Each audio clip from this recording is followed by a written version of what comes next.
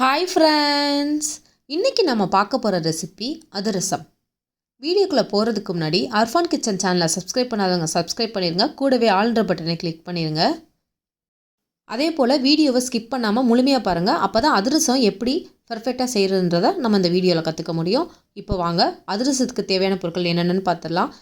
First ஒரு mixing Pavul எடுத்துக்கோங்க. இதில் 1 கப் அளவு பச்சரிசி, அதாவது 1/4 கிலோ பச்சரிசி நான் சேர்த்துக்கிறேன். நீங்கள் எந்த கப்பில் பச்சரிசி எடுக்கிறீங்களோ அதே கப்பில் தான் வெல்லம் சேர்த்துக்க போகிறீங்க. அதனால் வீட்டில் இருக்க ஏதேனும் ஒரு கப்பை செலக்ட் பண்ணிக்கோங்க. இப்போ அரிசியை சேர்த்துட்டு இதில் தண்ணி ஊற்றி 4-5 முறை நல்லா பிசைஞ்சு கழுவிக்கோங்க. இப்போ தண்ணியை வடிச்சிட்டு வேறு தண்ணி மாற்றி 10 ஹவர்ஸ் ஊற வச்சுக்கோங்க. இப்போ நைட்டு 10 o'clock நீங்கள் தண்ணி ஊற்றி ஊற வைக்கிறீங்கன்னா அடுத்த நாள் மார்னிங் 8 மணி வரைக்கும் இது ஊறணும். அப்போ தான் அதிரசம் நல்லா பக்காவாக வரும். இப்போ பாருங்கள், அரிசி நல்லா ஊறிடுச்சு.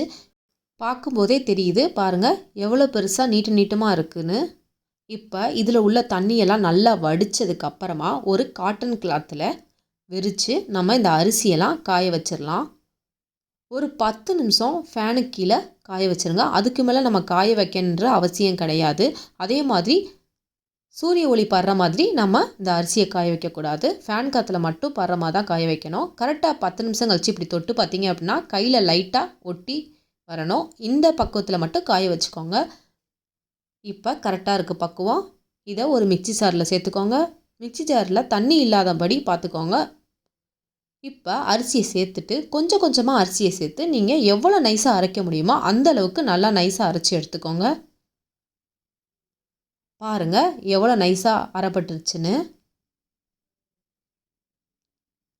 இப்போ கையில் எடுத்து காட்டுறேன் பாருங்கள் எவ்வளோ சாஃப்டாக நைஸாக இருக்குன்னு. இதே போல் மீதம் இருக்க எல்லா அரிசியுமே நீங்கள் சேர்த்து மிக்ஸி ஜாரில் நல்லா வலுவலுன்னு அரைச்சி எடுத்துக்கோங்க. அப்போ தான் அதிரசம் உதிராமல் உடையாமல் பக்காவாக வரும். இப்போ இந்த மாவை ஒரு சல்லடையில் சேர்த்துக்கோங்க. சல்லடை சேர்த்து எந்தவித கட்டி இல்லாமல் நல்லா சலிச்சு எடுத்துக்கோங்க. சலிச்சது போக மீதியுள்ள கப்பியெல்லாம் நம்மளுக்கு தேவையில்லை. இதை தூக்கி போட்டுருங்க. இதோடு சேர்த்திங்கன்னா அதிரசம் ஒழுங்காக வராது. அதுக்கப்புறமா அதிரசம் சலித்த மாவை இந்த மாதிரி கை வச்சு நல்லா அமர்த்தி விட்டுருங்க. அப்போ தான் ஈரப்பதம் காயாமல் இருக்கும். ஏன்னா அதிரசத்துக்கு முக்கியமானதே ஈரப்பதம் தான். அதனால தான் நம்ம கையில் தொடும் போது அரிசி ஒட்டிட்டு வர மாதிரி நான் காய வைக்க சொன்னேன். இப்போ ரெடி ஆயிடுச்சு. இந்த மாவு ஓரமாக இருக்கட்டும். நெக்ஸ்ட்டு வெள்ளைப்பாகு பண்ணுறதுக்கு 3/4 கப் அளவு வெல்லம் எடுத்திருக்கேன். அதாவது 1 கப் பச்சரிசிக்கு 3/4 கப் வெல்லம் கரெக்டாக இருக்கும். நீங்கள் நிறையா அதிரசம் பண்ணுறீங்க அப்படின்னா 1 கிலோ பச்சரிசி மாவுக்கு 3/4 கிலோ வெல்லம் கரெக்டாக இருக்கும். இப்போ நான் கம்மியான மெஷர்மெண்ட்டில் தான் பண்ணுறேன். இப்போ வெல்லம் ரெடியாக இருக்குது. இதை நம்ம காய்ச்சிடலாம். ஒரு பேனில் 3/4 கப் அளவு வெல்லம் சேர்த்துக்கோங்க. சேர்த்துட்டு ஒரு 1/4 கப் அளவு தண்ணி இதோடு சேர்த்துக்கலாம். இதுக்கு மேலே தண்ணி சேர்க்கணுன்ற அவசியம் இல்லை. கம்மியான மெஷர்மெண்ட்டில் மட்டும்தான் நம்ம தண்ணி சேர்த்துக்கணும். இப்போ தண்ணி சேர்த்ததுக்கப்புறமா சர்க்கரை நல்லா கரையிற மாதிரி நல்லா கலந்து விடுங்க. இப்போ சர்க்கரையெல்லாம் நல்லா கரைஞ்சிருச்சு. கரெக்டாக ஒரு 5 நிமிஷத்துக்கு அப்புறம் நல்லா பொங்க ஆரம்பிக்கும். அந்த ஸ்டேஜில் நம்ம ஒரு கிண்ணத்தில் தண்ணி வச்சுட்டு நம்ம சர்க்கரை பாகை செக் பண்ணணும். சர்க்கரை பாகம் செக் பண்ணுறது ரொம்ப முக்கியம் அதிரசத்தும். அப்போ தான் அதிரசம் நல்லா உடையாமல் வரும். இப்போ பாருங்கள் ஓரளவுக்கு நல்லா கொதிக்க ஆரம்பிச்சிருச்சு. இப்போ ஒரு பவுல் எடுத்துக்கோங்க. அதில் கொஞ்சமாக வெள்ளைப்பாகு எடுத்து இந்த கிண்ணத்தில் ஊற்றி பாருங்கள். வெள்ளைப்பாகு ரெடி ஆகலை. ஏன்னா தண்ணியில் சேர்த்தோடனே அது கரைஞ்சிருச்சு, நிற்கவே இல்லை. இன்னும் ஒரு 2 நிமிஷம் லோ ஃப்ளேமில் வச்சுக்கோங்க. நல்லா கொதிக்க ஆரம்பித்தோடனே லோ ஃப்ளேமில் வச்சுக்கோங்க. அப்போ தான் சர்க்கரைப்பாகு நம்ம செக் பண்ண முடியும். இப்போ சர்க்கரைப்பாகு ஓரளவுக்கு நல்லா ரெடி ஆயிடுச்சு. நல்லா இங்கே பாருங்கள் நுர பொங்கி வர ஆரம்பிச்சிருச்சு. கொஞ்சம் கட்டியான பதமும் வந்துருச்சு. இந்த ஸ்டேஜில் திரும்ப ஒரு பவுல் எடுத்துக்கோங்க. அதில் தண்ணி நிரப்பிட்டு இதே மாதிரி கொஞ்சமாக எடுத்து ஊற்றுங்க. பாருங்கள் வெள்ளைப்பாகு கரையவே இல்லை. கரெக்டாக ஊற்றுன இடத்துல அப்படியே இருக்குது. இப்போ இதை அப்படியே எடுத்தீங்க அப்படின்னா கையில் அப்படியே மேலே வரும் தானாக. பாருங்கள் கையில் எடுக்கும் போதே நல்லா உருண்டு திரண்டு வருது. இந்த பக்குவம் தான் கரெக்டான பக்குவம் அதிரசம் பண்ணுறதுக்கு. இப்போ ஸ்டவ் ஆஃப் பண்ணிவிட்டு இதில் ஒரு 5 போல் ஏலக்காய், இடித்த ஏலக்காய் நான் சேர்த்துக்கிறேன். நீங்கள் அதுக்கு பதில் ஏலக்காய் பவுடர் இருந்தாலும் 1 டேபிள் ஸ்பூன் அளவு சேர்த்துக்கோங்க. சேர்த்துட்டு அடுப்பை ஆஃப் பண்ணிடுங்க. நம்ம ரெடி பண்ணி வச்சுருக்க பச்சரிசி மாவை கொஞ்சம் கொஞ்சமாக உள்ளே சேர்த்து கிளறிக்கோங்க. மொத்தமாக சேர்த்தா கட்டி விழுந்துருமோன்ற பயம்லாம் இல்லை. கொஞ்சம் கொஞ்சமாக சேர்த்து நல்லா கலந்து விட்டுக்கிட்டே இருங்க. கலக்கும் போது தண்ணியாக இருக்க மாதிரி இருக்கும். கொஞ்சம் நேரம் ஆக ஆக நல்லா கட்டியாக வந்துடும்.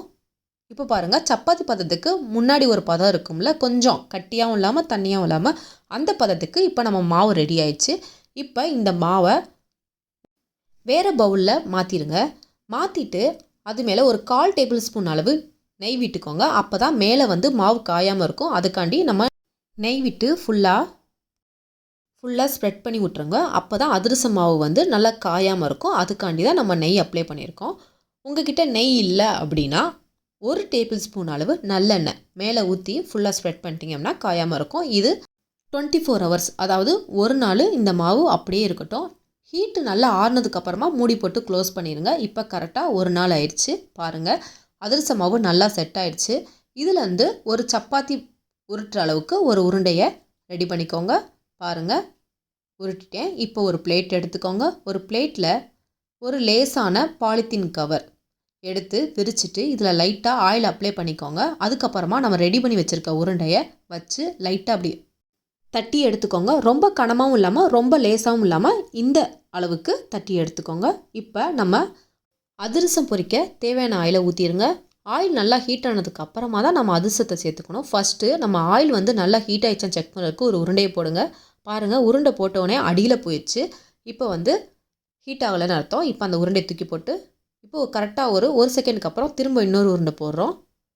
பாருங்கள், போட்ட உடனே மேலே எலும்பி வருது. இதுதான் கரெக்டான பக்குவம். இந்த ஸ்டேஜில் நீங்கள் அதிரசம் போட்டால் மட்டும்தான் நல்லா எலும்பி வரும். இல்லைனா எண்ணெயிலே திரிஞ்ச மாதிரி ஆயிரும்.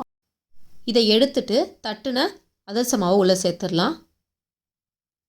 சேர்த்ததுக்கப்புறமா இது மேலே எண்ணெயை அள்ளி அள்ளி ஊற்றணும். அப்போ தான் நல்லா எலும்பி வரும். பாருங்கள் எவ்வளோ அழகாக எலும்பி வருதுன்னு. உங்களுக்கு எது கம்ஃபர்டபுளாக இருக்கோ அந்த கண்டியை சூஸ் பண்ணிக்கோங்க. ஒரு ஸ்பூனால் இந்த மாதிரி அள்ளி அள்ளி ஊற்றுனீங்கன்னா உங்களுக்கு ஈஸியாக இருக்கும். அதிரசமும் சீக்கிரம் ஃபாஸ்ட்டாக மேலே எலும்பி வரும். பாருங்கள் எவ்வளோ சூப்பராக எலும்பி வருதுன்னு. இப்போ வந்து இதை திருப்பி போட்டுடலாம்.